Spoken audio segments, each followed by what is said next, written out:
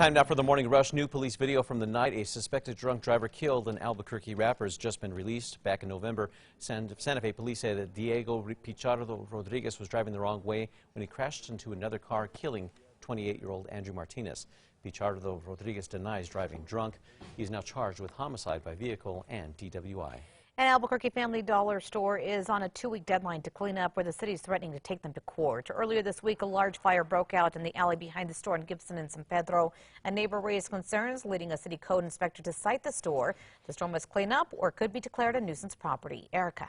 For today, we will be staying breezy with those winds out of the northwest, but that will allow for some warming conditions. Temperatures today warming by around 10 degrees across the entire state. A homeless Albuquerque man remains behind bars this morning for allegedly shooting at 2 city workers. This happened back in December near the Bear Canyon Arroyo near Jefferson and I-25.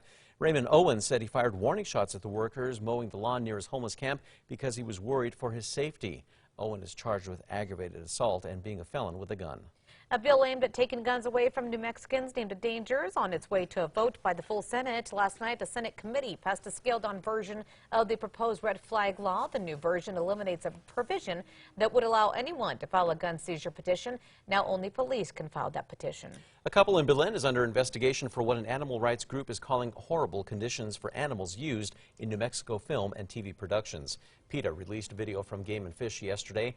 The owners admitted to altering health certificates for import exotic animals after a state investigation in 2018. Now, several animals have been removed from the property.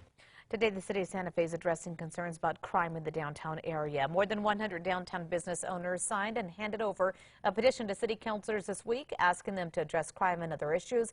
City officials say 4 uniformed police officers are now patrolling the plaza and the rail yards. A bill that would fund a project to help exonerate criminals is moving on to a state Senate Finance Committee.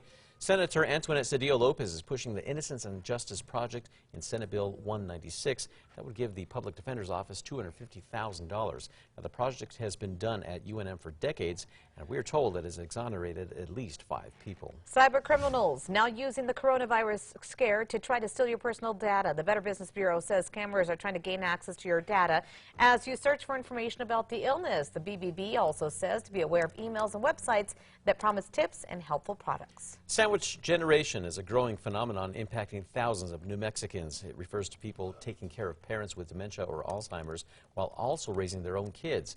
The Alzheimer's Association New Mexico chapter is now expanding their resources for these caregivers, introducing shorter workshops and classes around the state. Erica. And our Metro Threat Index for today, nice and low. However, we do have some bitterly cold temperatures this morning, so make sure to bundle up. We will be breezy as we head through the afternoon, so you will have to deal with that pesky wind. Today, state lawmakers are set to discuss a bill focused on teen driver safety training. If passed, the bill would put $250,000 of funding into the DOT budget for the program. It aims to help teens better understand work zones, roadside vehicle troubles, and to move over laws. Lawmakers still have to decide where teens will get the safety training. A problem that has plagued Albuquerque is now hitting Santa Fe. The New Mexican reports that Santa Fe police are investigating after a person was caught on camera lighting a trash can on fire. This happened just outside the Boys and Girls Club in Santa Fe. The fire did not spread to the building, and just this week, 4 trash bins in Albuquerque have been set on fire. Albuquerque police now asking for your help to find this man who they say stole a woman's car and withdrew thousands from her bank account. The 2018 Honda was stolen on January 8th near Indian School in Carlisle. Police say the man then drove to 2 banks on Juan de Beau, withdrawing that money from the woman's account.